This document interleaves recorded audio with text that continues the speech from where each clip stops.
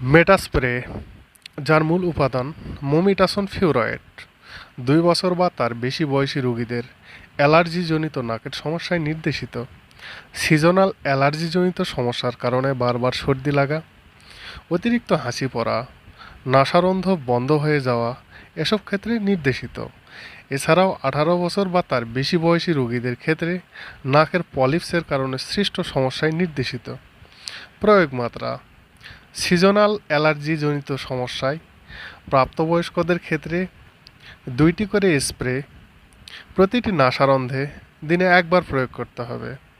2 থেকে 11 বছর বয়সী শিশুদের ক্ষেত্রে 1টি করে স্প্রে প্রতিটি নাসারন্ধ্রে দিনে 1বার প্রয়োগ করতে হবে।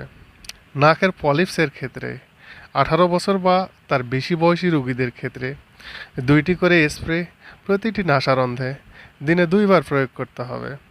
সম্মানিত ভিউয়ার্স, ওষুধ বিষয়ক সমস্ত তথ্য পেতে পেজটি ফলো করুন অথবা চ্যানেলটি সাবস্ক্রাইব করুন এবং ভিডিওটি লাইক, কমেন্ট, শেয়ার করুন।